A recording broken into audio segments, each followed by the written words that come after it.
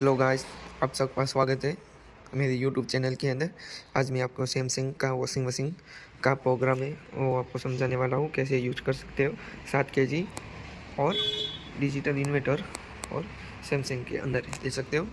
अब machine operate करने के लिए स्टार्ट शुरू करवा माटेનું બટન છે આપણે ઓપન પાવર આપણે દબી રહી હતી ભાઈ। સ્ટાર્ટ તમારે નોર્મલી શરૂ કરવું હોય આપણે રોજે રોજ યુઝ ડેલી યુઝ કરવા માટે તો નોર્મલની અંદર રાખેલું છે, તમે જોઈ શકો છો। તો તમારે ખાલી સ્ટાર્ટનો જે પ્રોગ્રામ છે એ સ્ટાર્ટ જ દબાવવાનું આવે છે। તો આ સ્ટાર્ટ રેગ્યુલર મશીન તમારે ચલાવવું હોય તો તમારે બે જ બટન યુઝ કરવાના છે, તો બાકી એક સિસ્ટમ પણ યુઝ કરવાની નથી આવતી।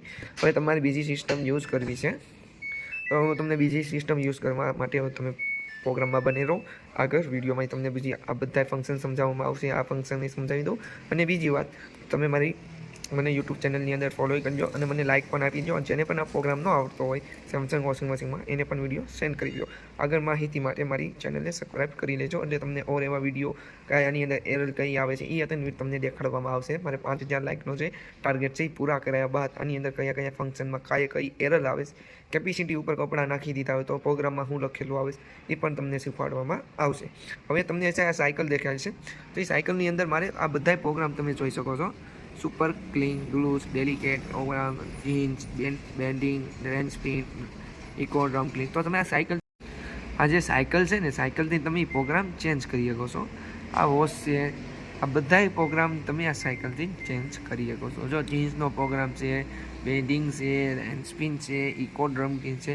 ઇકો ડ્રમ ક્લીનમાં તમારે કઈ રીતનું છે, આ તમે જ્યારે પણ પ્રોગ્રામ યુઝ કરો ઇકો ડ્રમ ક્લીન તો એની અંદર તમે કપડાં ન નાખી શકો, નકર તમારા કપડાં સી ખરાબ થઈ જાય છે। એનું જે લિક્વિડ આવે છે એ લિક્વિડ બહુ ભારેમાં આવે છે એની માટે। હવે તમે આ બાજુનું મેનુ તમને સમજાયું, ન સમજાય તો ફરી વાર જે એક વિડીયો તમે જોઈ લેજો કેવી રીતે આ સાયકલથી જ તમારે ફેરવવાનું છે। હવે સમજી લો મારે જીન્સનો પ્રોગ્રામ લેવો હતો તો જીન્સના પ્રોગ્રામ પર લાઇટ આવ્યા બાદ સ્ટાર્ટ દબાવવાનું, જે આ સ્ટાર્ટનું જે બટન તમને દેખાય છે એ દબાવવાનું એટલે આ પ્રોગ્રામ તમારે શરૂ થઈ જાય। પણ સ્ટાર્ટ દબાવ્યા બાદ તમે સાયકલ યુઝ કરી શકતા નથી, એટલે એ એક કાળજીથી યાદ રાખવાની, ઠીક છે। પછી આપણે આ સાઈડનું મેનુ આવી જાય। આ સાઈડ મેનુની અંદર અલગ અલગ ફંક્શન।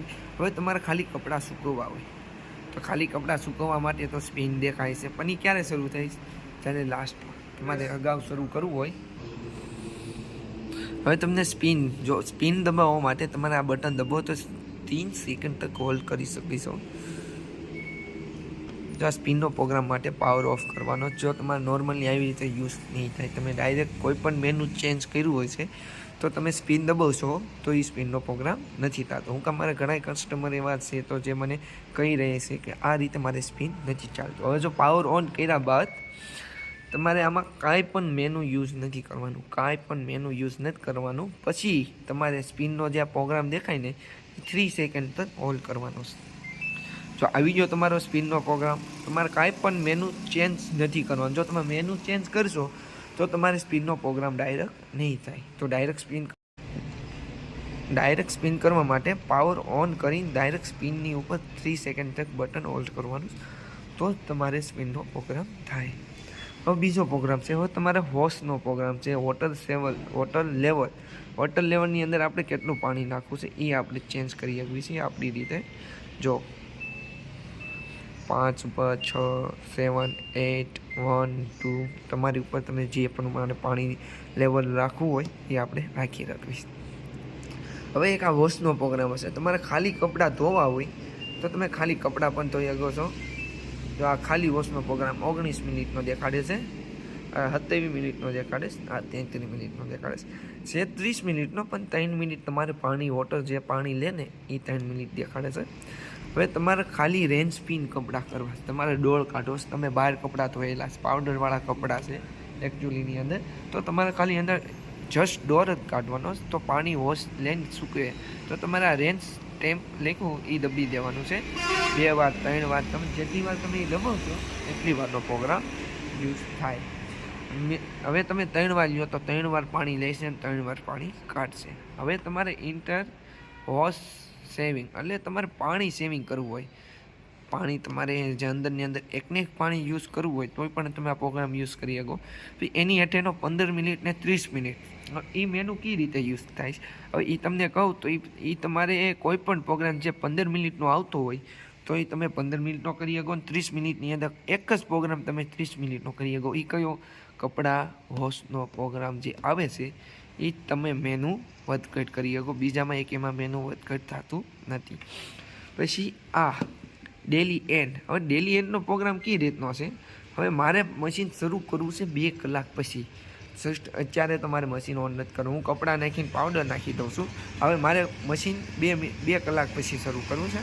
ત્યાં 2 hours 3 hours એટલે 3 કલાક પછી મશીન શરૂ ઓટોમેટિક થઈ જાય. કપડાં પાવડર તો નાખી લીધું, પછી પાણી લઈએ ચા વગર મશીન ઓન ને ઓન રહે, ઓફ કરવાનું નથી આવતું. પછી ડ્રેઇન એટલે તમારે પાણી કાઢવું. હવે તમારી લાઇટ વહી ગઈ છે ને તમારે પ્રોગ્રામ રીસ્ટાર્ટ થઈ જાય, ખાલી પાણી કાઢવું હોય તો ડ્રેન દેખાય એ દબી દેવાનું એટલે પાણી અંદર જે કાંઈ હશે પાણી આખું નીકળી જાય. હવે આ હજી આમાં તમારે બીજો કાંઈ પ્રોબ્લેમ હોય તો મને કોમેન્ટ કરી દેજો. અને બીજા એક વોશિંગ મશીનના વિડીયો પણ શીખવા હોય, પ્રોગ્રામ છે, મેનુ છે, જેમાં કોણ વોશિંગ મશીનની અંદર એરલો આવે છે એ એરલ પણ તમને સમજાવી દઈશ.